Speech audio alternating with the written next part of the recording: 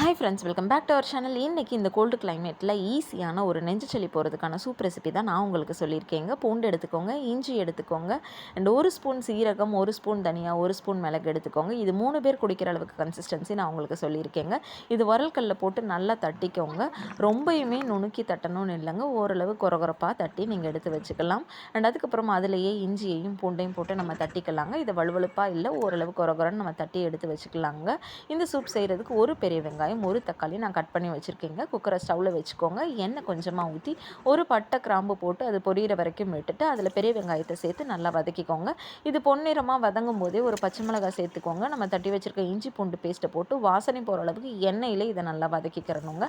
அதுக்கப்புறம் நம்ம தக்காளி சேர்த்ததுக்கப்புறம் மஞ்சள் பொடி போட்டு கழுவி வச்சுருக்க சிக்கனை இதில் ஆட் பண்ணிக்கோங்க. மஞ்சள் பொடி கொஞ்சமாக சேர்த்துக்கோங்க. நாட்டுக்கோழி போட்டிங்கன்னா ரொம்பவுமே நெஞ்சு சளிக்கு நல்லதுங்க. நம்ம தட்டி வச்சிருந்த தனியாத்தூளை இதில் போட்டுக்கலாம். கருவேப்பிலை மல்லியை கழுவி இதில் சேர்த்துட்டு 4 டம்ளர் தண்ணி சேர்த்துட்டு உப்பு சேர்த்து இதை 5 விசில் வர வரைக்கும் மூடி வச்சுக்கோங்க. இந்த பதத்துக்கு இது நல்லா வெந்து வந்ததுக்கப்புறம் இதை நீங்கள் ஒரு பவுலில் போட்டு கொஞ்சமாக பெப்பர் தூள் தூவி விட்டு சூடாக சர்வ் பண்ணால் நெஞ்சு சளிக்கு ரொம்பவுமே நல்லதுங்க. இந்த ஈஸியான ரெசிபியை ட்ரை பண்ணி பாருங்கள். நம்ம வீடியோ பிடிச்சவங்க லைக் பண்ணுங்கள், ஷேர் பண்ணுங்கள், கமெண்ட் பண்ணுங்கள், சப்ஸ்கிரைப் பண்ணுங்கள். தேங்க்யூ.